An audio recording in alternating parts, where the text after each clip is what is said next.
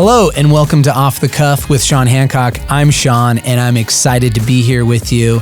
We're going to be talking today about the transformative powers of improv. And most importantly, in last episode, we talked about how something tragic can actually be a blessing. Or is like what Tony Robbins would say, what if your worst day was actually your best? Meaning, what if the tragedies or the horrible things in our life are actually setting us up for better opportunities? Because life doesn't happen to us, it happens for us. So we're going to talk about how to look at life differently so that we can live the life that we've been wanting to live our entire lives. Let's dive in.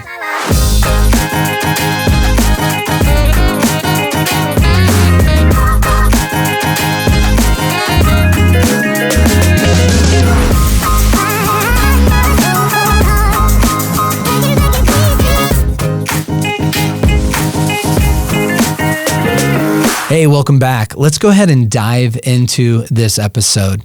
Have you ever had someone in your life that had power in their words, where when they spoke to you, it did something either in a negative way or in a positive way?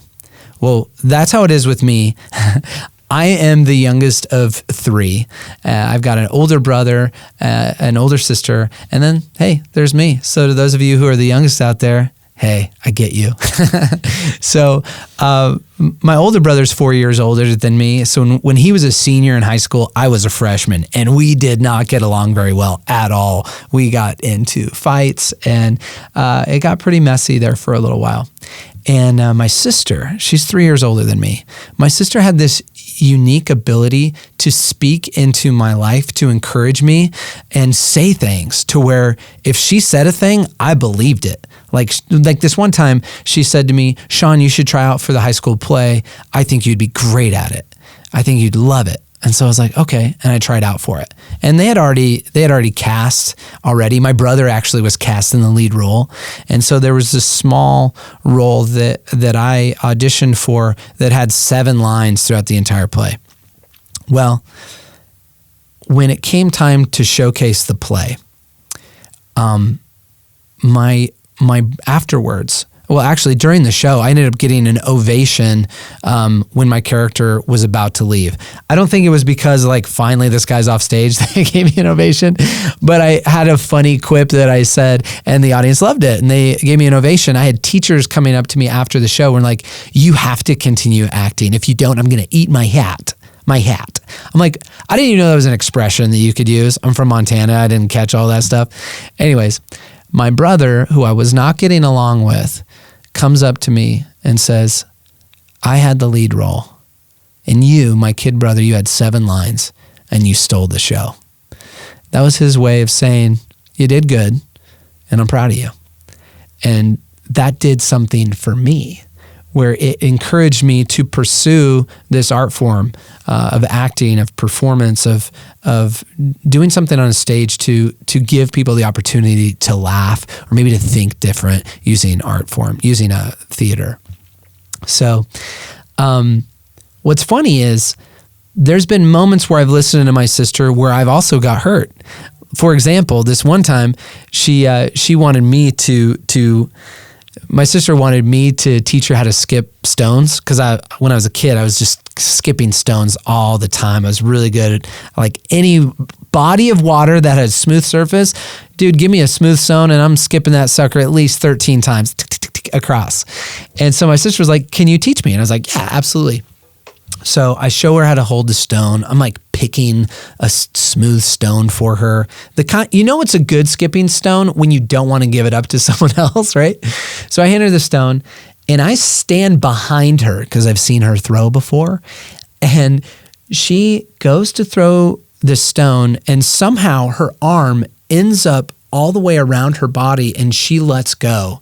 I'm standing behind her and it hits me in a place that a 15-year-old boy does not ever want to get hit. And I thought my future was over. However, spoiler, I've got 2 kids. Everything's fine. I'm doing great now. But the tragedy struck right in that moment. However, I didn't hold that against her. And there's times when people speak into our lives and it's something that we can embrace. And there's other times where we can even be hurt by the people that speak into our lives. I look at it a lot like this way. We need people who can hold the mirror up to us and remind us of who we are and what we're destined for. My sister had a really good way of holding up the mirror to me and saying, Sean, this is who you are. And I bet you've got people in your life right now that are holding up the mirror and telling you, this is who you are. This is what you're made for. Now, the challenge in life is sometimes we have people holding up mirrors that have been broken, and it's not necessarily their fault because hurt people hurt people. And so if someone has been hurt through life's journey and maybe their mirror to hold up to people has been cracked, they're showing up a shattered image to ourselves, meaning they don't get us clearly. So I just want to share this with you almost as a caution of being aware of the people you are listening to and you're surrounding yourself with, because it's that old adage of like, show me your 5 friends and I'll show you your future, right? Show me the people who are speaking into your life and I'll show you your life. I got 2 buddies of mine that know everything about me. I call them my bumper boats in my bowling lane, right? Have you ever been bowling and like if you don't have the bumper boats, like the ball's getting in the gutter, you know what I'm saying? But when you got the bumpers in your bowling lane, you can throw that sucker down there and it bounces back and you end up hitting some pins. And the point is in life is we want to hit some strikes, you know what I mean? Or rather, we want to hit some home runs. So the best way to do that is to keep ourselves out of the gutter, right? And you might be a bumper for somebody else. Here's the wild thing. We live in a culture right now where we talk about love. And here's the crazy thing about love. I can say I love my wife, and I can also say I love my coffee. Those two we should name it something else. I know the Greeks had like 4 different words for love, right? We're using it to cover multiple things, which is probably why we have some sort of confusion with love. What's interesting about love, like I got a kid. I got 2 kids. I got a boy and a girl. And my son, who I love, I often have to discipline him in the best way that I feel possible because I love him, right? It's weird to discipline sounds like a bad word. It sounds like giving a kid time out is like, hey, just let him do what he wants to do. You know what I mean? Like kids want to be Peter Pan in Treasure Island or whatever, right? Or Neverland. The problem is we show love by showing up in people's lives and by reminding them of who they are. And I appreciate it. I had a moment in my life where I had some friends show up and have a very hard conversation with me because I wasn't living a life that they felt like I was meant for. And so they were holding me accountable for my life's journey. And at first I was like offended. I was like, how dare you come up here and tell me how I should live my life? And very quickly, while I was almost being offended, I stopped myself and I started thinking, how many people have this? How many people have someone who sees something in me, or maybe you have someone seeing something in you better than you see it yourself. And if you're open up to listen to someone, it might land well for you and it might save your life. It might change your relationships. It might change the way you see yourself because it's landing for you so well. So in a world where we are easily offended, maybe this is a great way for us to receive correction, or a great way for us to see some love that is also true. Because truth and love is a really powerful thing. It's like a double-edged sword. But I think some of us need people in our lives to cut through the fat so that we can actually be who we are meant to be. So the next time you have someone who not ridicules you, maybe who corrects you. That's the word I was looking for. If the next time you have someone who corrects you, maybe it's for a good reason. There's this verse in the Bible that's coming to mind, and it's when you rebuke a righteous man, he becomes all the wiser. When you rebuke a wise man, he becomes all the wiser. right? So instead of taking offense to it, how can I show up and be like, okay, how can I learn from this? Because maybe this person's right. When it comes to looking at things, I want to talk about this part of our brain that's actually a filter. It's called your reticulator activating system. Sounds super nerdy because it is. So for my nerds out there, for those of you who know what this is, good for you. For the rest of us, I get it because that was me. I was like, what the heck is a reticulator activating system? That sounds something in my computer. Well, it is something in the world's greatest computer, which is your brain. And it filters out all the other junk that isn't important to you, and it allows the things that are important to you to come to you. I'll give you an example, and you know exactly what I'm talking about. Have you ever bought a car? And let's say you buy a yellow Nissan. You buy a yellow Nissan and you love it. You're like, no one has a yellow Nissan, I'm going to buy it. And then as you're driving it around, you start seeing yellow Nissans everywhere you look, right? That's because your brain has said, oh, this car is important to you. I'm going to allow you to see those things that are important to you. This is why vision boards work. This is why goal setting works. And did you know that you're 48% more likely to achieve a goal if you write it down? Right? So writing something down, you can get it into your mind. If you get it in your subconscious, it's a game changer. If you want to solve some problems, go to bed like thinking of the thing you want to solve. This is what brilliant people do. This is what Tesla used to do, Nikola Tesla used to do. This is what Einstein used to do. This is what geniuses do. They go to bed with a problem because while they're thinking about it and they fall asleep, their subconscious starts working it out. Now, our subconscious doesn't know the difference between what's possible and what's impossible. So oftentimes you and I could be having a conversation and one of us might say, yeah, but you can't do that. That's not possible. Our subconscious works through tons of possibilities because it's in this realm of the impossible. And I'm going to share an impossible story in just a second. But before I do, I just want to encourage you, if you've got a problem, whether maybe it's something financially or maybe it's a relationship or you're trying to iron out a wrinkle with a friend, go to bed, sleep on it, and don't go to bed angry. That's not the kind of problem I'm talking about. But go to bed thinking about how can I solve this problem? And if you're a person, like I'm a person of faith, so I'll say, God, give me some wisdom. How can I solve this problem? Speak to me in a dream. Maybe I can work it out while I sleep. How cool would that be if you're working out your problems while you're sleeping? Now that's time management right there. So give it a shot. If you've never done that before, I want to encourage you in that. Speaking of doing something impossible, there's this man that I want to share with you. His name is Roger Bannister. So Roger Bannister was an athlete and he was super fast. But there was a record on how fast a human being could run the mile. And I believe it was 9 years that this record went unbroken until Roger Bannister decided, I think I'm going to break the record.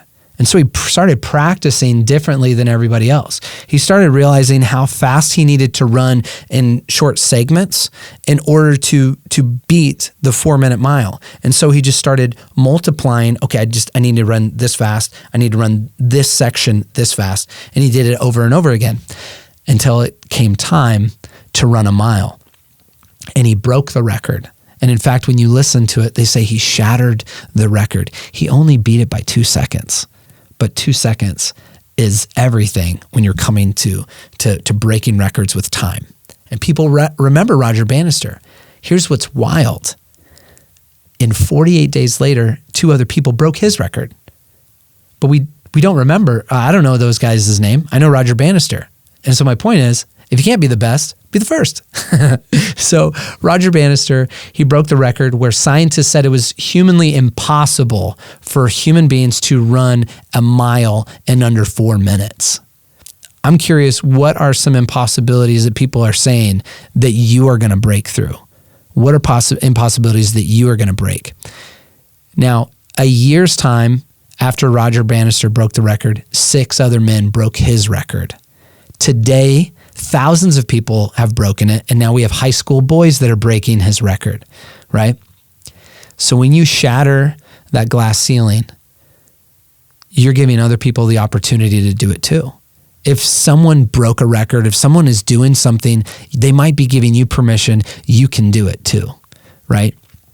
I told a story in the last episode of how I got blessed by the Dalai Lama, and the people who were behind me on stage, it opened up the door for them to get blessed as well. So sometimes when you're paving the way, when you're pioneering, when you're pushing through territory that no one's ever been through before, you're giving an opportunity for other people to come behind you. So let's not forget that part of our job is to pave a way for other people. Because while you look around this big, beautiful world, everything is for you. Don't make it all about you. One of the most important principles of improv comedy is yes and. This is where I acknowledge what is being brought to me and I'm adding on top of it. For those of you who are just joining this episode, I'm an improv comedian, which is in part why this podcast is called Off the Cuff, which means we're on the fly. It's off the top of my head, right? And don't you love being in conversation with people who are so good at listening and they can respond off the cuff, right? In a world that is full of problems, aren't we wanting to hear from people that can respond off the cuff, on the fly, that they're there and present in the moment? That really boils down to being a good listener. And there's this thing about listening that is wild. Some of us are just listening enough to where when that person gets done talking, we can say what we want to say, right? There's this thing called active listening. So active listening means I'm participating in the conversation. I'm interested in the conversation. I'm interested in the person who's talking to me right now. In fact, here's a life tip, pro tip on life. If you want to be more interesting, be more interested. If you want to be interesting, be interested. That's it. Part of that is listening and being like, oh man, this person has something I could learn from it, right? It's the learner's mindset versus the fixed mindset. So fixed mindset is like, I know everything. There's nothing I can learn from you. The learner's mindset is like, what have I got to learn? How can I make my life better because this person's showing up and I'm present and I want to learn from them, right? So there's this word in Hebrew called Shema, which I've been applying it when I'm working with companies, teaching improv principles to help people connect better, to help people respond better, to help people listen, have more confidence, right? And Shema, the Hebrews take it further, and I'll get to that in a second. But Shema is really, I'm listening with the intent of obeying. I'm listening with the intent of doing something with that new information that I've got. So it's not just in one ear and out the other. How many times did we hear that growing up, right? Is this just going in one ear and out the other? No, mom. You know what I mean? And clearly it is, right? But Shema kind of listening is I'm leaning in, and the information I'm getting, I'm going to do something with it. They say that if you are listening with the intent of teaching on the stuff that you're hearing, you're learning faster. You're actually listening. Does that make sense? So they did a study where they went to a third world country and they broadcasted like information on a touchscreen computer. And the first kid who had approached this computer and was interacting with the touchscreen started teaching the other kids how to use it, how to use the touchscreen and how to learn from it. And so all of a sudden he became the teacher for everyone because he was learning with the intent of passing this information down to the next person. So he became the wiser for it. So anyways, what's my point to all this? My point is, what are some ways that you can Shema? What are some ways that you can show up and listen and respond to that last thing said? While we look around us today, we're seeing a lot of things that maybe we don't like, right? And do you know the difference between a thermometer and a thermostat? A thermometer tells you what the temperature is, right? I'm here, I'm recording this in a studio, and there's a particular temperature that is in the room, right?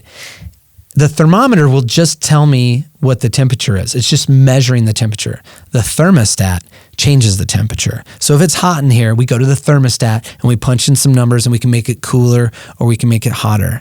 Here's the wild thing. We as human beings have the opportunity to either be the thermostat or the thermometer. And I got people in my life that know how to tell me this is the current culture. This is the state of things. This is just how it is. You know what I mean? It's going places in a handbasket. That's just how it is, right? They're so good at measuring the temperature and just telling that to everybody versus being the thermostat. What if you are the thermostat with your family? What if you are the thermostat in your own workplace, in your own environment, whether you're writing or blogging or whether you're podcasting yourself? What if you are a thermostat for the people around you? We all have influence with our circle of people around us. And we have the ability to change the thermostat. If we want to heat it up, we can heat things up. If we need to cool things down, we can cool things down. I don't know if you've read this book. It's called How to Win Friends and Influence People. I was doing a training this one time and for a bunch of farmers, agents, and a person came up to me and they're like, I'm an introvert. I've read the book, How to Win Friends and Influence People 7 times, but I've never gotten a chance to apply the principles that are written in this book until your training. So here's a really fun story. Have you ever heard the term, the customer's always right? Well, a customer comes in to the store and they are irate about this jacket that they bought. There was a missing button on it. And they're like, I want to talk to the manager. I want this. My button is missing and I paid $1,000 for this jacket, kind of a thing. Total Karen, right? Just coming in and maybe, you know, I mean, if you're paying $1,000 for a jacket, you probably should not have a button that was messed up. So there was a guy working behind the counter who's new and he's like, oh man, I don't know how to respond to this person. And then the manager came out and he looks at the new kid and rolls his eyes and is just like, watch this. He goes out there and the manager's like, what's going on? And the person starts going off, I've got a jacket and it's missing a button. And the manager blows up. What? Are you kidding me? You paid X amount of dollars for this and you're missing a button?